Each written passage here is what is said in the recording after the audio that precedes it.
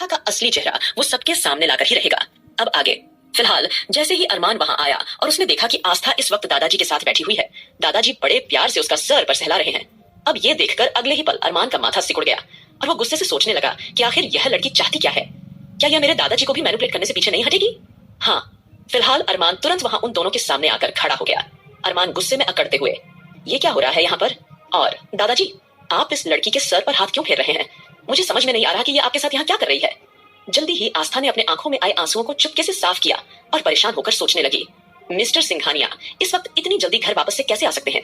क्योंकि अभी तो दोपहर का ही वक्त है और इस वक्त ये अचानक घर क्यों आए हैं? अगर इन्होंने आकाश भैया, सुमित भैया या ध्रुव और आहान के बारे में पूछ लिया तो मैं क्या जवाब दूंगी? अब आस्था कुछ सोचते हुए हड़बड़ा कर बोली, आप इस वक्त यहाँ कैसे आ गए? ये तो आपके ऑफिस टाइम है ना, आप इस वक्त घर कैसे आ सकते हैं? आज तो आपकी खुराना इंडस्ट्री के साथ और वर्मा अंपायर के साथ भी आपकी 3 मीटिंग थी और वो मीटिंग तो 2:00 बजे के बाद स्टार्ट होने वाली ना, तो आप वो तीनों मीटिंग छोड़कर घर कैसे आ सकते हैं? जैसे ही आस्था ने अरमान के आज के शेड्यूल की सारी डिटेल्स अरमान को बताई तो वैसे ही अरमान की आंखें अविश्वास से फटी की फटी रह गई और उसके चेहरे का रंग एकदम से बदलने लगा। उसने आस्था को घूरते हुए सोचा कि इस लड़की की इतनी हिम्मत कि ये मुझ पर जासूसी कर रही है। इसे कैसे पता चला कि मैं इतनी सारी मीटिंग्स कैंसिल करके आया हूँ? ये कैसे पॉसिबल हो सकता है? ये सोचते हुए वह तुरंत आस्था के बेहद करीब जाकर खड़ा हो गया। एक पल के लिए आस्था और अरमान की सांस आपस में घुलने लगी, लेकिन अरमान ने तुरंत अपनी फीलिंग को इग्नोर किया और अपने दिमाग से काम लेते हुए उसने आस्था से पूछा, तुम्हें यह कैसे पता चला कि मेरी कौन कौन सी कंपनीज के साथ मीटिंग है? तुम मेरी जासूसी कर रही हो? आखिर कौन हो तुम? सही से जवाब दो मुझे तुम पर पहले दिन से ही शक है। तुम कुछ तो गड़बड़ कर रही हो। अपनी जालसाजी से तुमने मेरे पूरे घर वालों को अपने चक्कर में फंसा लिया है। मुझे साफ साफ बताओ कि तुम्हें कैसे पता चला कि मेरी आज उन इंडस्ट्री के साथ मीटिंग है? ये बोलते हुए अरमान का मन गुस्से से भर गया था। फ्लैशबैक। अरमान ऑफिस में क्या काम करने वाला था उसकी पूरी डिटेल्स ऑर्डर आस्था उसके ऑफिस से ले लिया करती थी, क्योंकि ऑलरेडी आस्था ने अरमान का पूरा ऑफिस कंट्रोल किया हुआ था। अरमान ने खुद आस्था को जो लैपटॉप दे रखा था उसमें उसने पहले ही उसके सारी वर्क डिटेल्स भर रखे थे, जो सीधा सीधा अरमान के पर्सनल लैपटॉप से ही कनेक्ट था। तो आस्था को अरमान की सारी मीटिंग की डिटेल्स के बारे में अच्छी तरह से पता हुआ करता था कि कब अरमान क्या करता है। इतना ही नहीं, अरमान की जिसके भी साथ मीटिंग हुआ करती थी, आस्था खुद उसे पर्सनली फोन करके पहले इस बात के बारे में इंफॉर्मेशन दे दिया करती थी कि कोई भी डील कैंसिल न की जाए, क्योंकि वह नहीं चाहती थी कि अरमान को बिल्कुल भी इस बात का एहसास हो कि वो अपनी याददाश्त खो चुका है। इसलिए आस्था अरमान के ऑफिस का भी प्रोफेशनली काम में भी पूरी तरह से ध्यान रख रही थी, वो भी अरमान को बिना बताए। फिलहाल आस्था ने कुछ पल बाद अपना होश संभालते हुए अरमान से कहा, नहीं मिस्टर सिंघानिया, शायद आप भूल रहे हैं कि आपने मुझे खुद कहा था कि मैं आपके सारे वर्क डिटेल्स तैयार रखूं। और इतना ही नहीं, आपके ऑफिस से हमेशा मुझे आपके वर्क शेड्यूल की कॉपी ऑटोमेटिकली आ जाती है ताकि वक्त आने पर मैं आपको याद दिला सकूं। जैसे ही आस्था ने आंखें मटकाते हुए जो भी उसे पहला शब्द मिला वैसे ही उसने फटाफट से अरमान के सामने एक्सप्लेन कर दिया। आस्था की एक्सप्लेनेशन सुनकर अरमान एक पल के लिए कंफ्यूज हो गया था, क्योंकि उसे आस्था की बातों पर यकीन नहीं हो रहा था। लेकिन ठीक उसी वक्त दादाजी सिचुएशन संभालने के लिए आगे आए और अरमान पर भड़क उठे।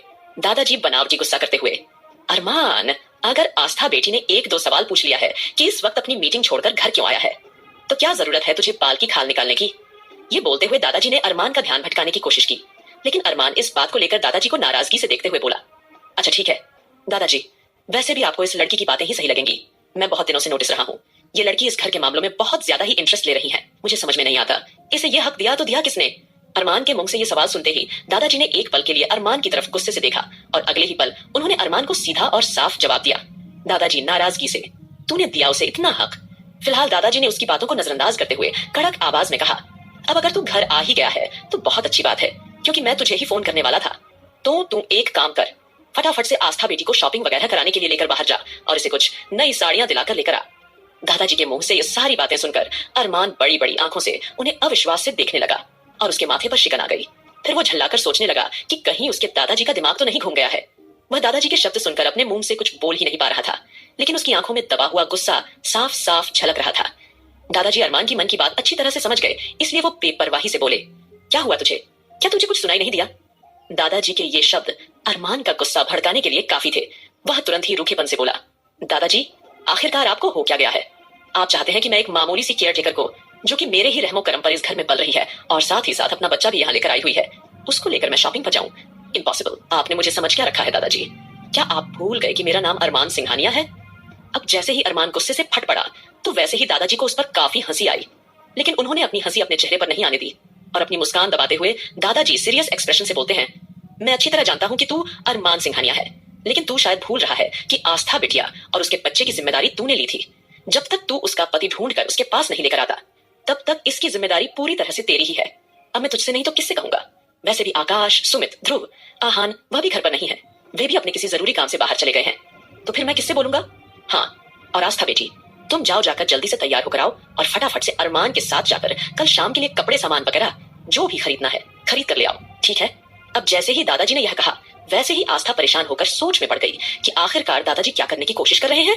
तभी आस्था ने अरमान का तमतमाया हुआ चेहरा देखकर मुंह बनाया और बेमन से बोली, नहीं नहीं दादाजी, रहने दीजिए, मिस्टर सिंघानिया को परेशानी होगी, मैं अकेली चली जाऊंगी शॉपिंग करने, कोई मसला नहीं है। जैसे ही आस्था ने यह कहा, वैसे ही अरमान का माथा ठनका और वो आस्था को घूरते हुए सोचने लगता है कि वह तो यहाँ इस लड़की पर नजर रखने के लिए आया था। अगर वह शॉपिंग पर अकेली चली जाएगी तो वो उस पर नजर कैसे रखेगा? और अगर दादाजी कह रहे हैं तो क्यों ना मैं इस एंग्री बर्ड को शॉपिंग पर ले जाऊं और फिर वहां जाकर मुझे इस लड़की के बारे में सारी बातें साफ साफ पता चल जाएंगी और ये भी पता चल जाएगा कि वह किससे चुपके चुपके मिलती जुलती है। जरूर ये यहाँ से बाहर निकलकर किसी दोस्त यार को बुलाएगी और उसके साथ कहीं ना कहीं गुटरगू करने चली जाएगी और उस वक्त मैं इसके खिलाफ पक्का सबूत हासिल कर लूंगा और मेरे घर वालों के दिल और दिमाग पर जो इस लड़की और उसके बच्चे के नाम की प्यार की जो पट्टी बंधी हुई है वह पूरी तरह हट जाएगी। और उसके बाद मैं सब लोगों को इसका असली चेहरा दिखाऊंगा कि 2 साल पहले इसका बच्चा कैसे हुआ और यह बच्चा किसका है। मुझे पूरी उम्मीद है कि सच बहुत जल्द ही बाहर आएगा। अरमान अपनी सोच में पूरी तरह गुम था। कल रात की बात सोचते हुए वह काफी हद तक हैरत में पड़ गया, क्योंकि जिस तरह से अरमान ने कल रात अंश को छुपाया था और आस्था को परेशान किया था, यह बात उसके दिमाग से जा ही नहीं रही थी। वह मन ही मन सोच रहा था, आस्था इतनी आसानी से मुझे कैसे माफ कर सकती है, जबकि मैंने तो उससे माफी मांगी भी नहीं थी। फिलहाल दादाजी कुछ सोचते हुए बोले, अरमान बेटा, अगर तूने इसकी जिम्मेदारी ली है तो तू इस तरह से पीछे नहीं हट सकता। तू जा और बच्ची को शॉपिंग कराकर लेकर आ। अरमान एक नजर आस्था पर डालते हुए बोला, लेकिन दादाजी, जब मैं मना कर चुका हूँ कि इस घर में कोई त्योहार नहीं मनाया जाएगा, तो फिर किस लिए शॉपिंग करनी है? अरमान की बात सुनकर अगले ही पल दादाजी तंग आकर अपने माथे पर हाथ मारते हैं। दादाजी परेशान होकर, अरे बेटा, हम तेरे मेंशन में कोई त्योहार नहीं मना रहे हैं, तुझे इसके बारे में ज्यादा कुछ सोचने की जरूरत नहीं है। तू जा और फटाफट से आस्था बेटी को जो भी खरीदना है उसे दिलाकर लेकर आ।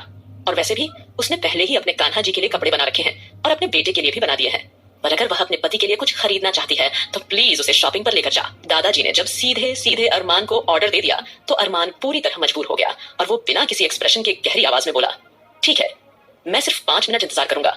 अगर 5 मिनट के अंदर यह लड़की तैयार होकर बाहर नहीं आई तो मैं इसे लेकर कहीं नहीं जाऊंगा। अरमान की बात सुनकर अगले ही पल दादाजी मन ही मन मुस्कुरा दिए। वहीं आस्था के चेहरे पर भी एक प्यारी सी मुस्कुराहट उभर आई। अब देर न करते हुए वो झट से अपने कमरे की ओर भागी। भला अरमान के साथ शॉपिंग जाने का मौका वो ऐसे कैसे छोड़ सकती थी? रही बात उसकी नाराजगी की, तो आस्था ने मन बना लिया था कि जब वो अरमान के साथ शॉपिंग करने जाएंगी तो अंश वाली बात को लेकर वह पूरी तरह अरमान से बदला लेगी।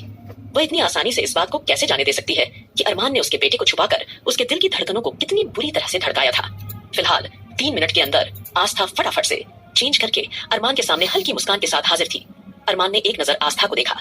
आस्था ने कुछ खास मेकअप वगैरह नहीं लगाया था।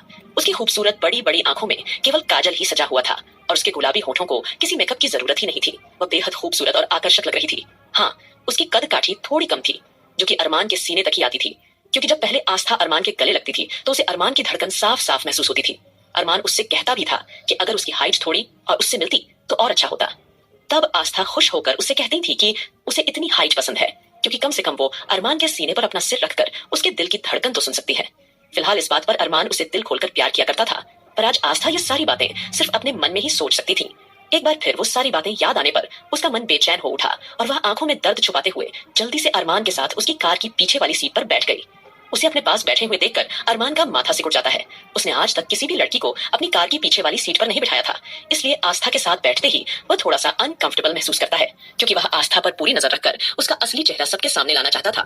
इसलिए उसने सब्र का कड़वा घूंट पी लिया और आस्था के साथ पीछे वाली सीट पर बैठ गया। फिलहाल कार बड़े शॉपिंग कॉम्प्लेक्स की ओर रवाना हो चुकी थी। वहीं दूसरी ओर आहान और रौनक को शॉपिंग कराने से पहले सीधे डॉक्टर के पास लेकर जाना था। आज वहां पर रौनक को एक इंजेक्शन भी लगने वाला था। आगे क्या होगा इस कहानी में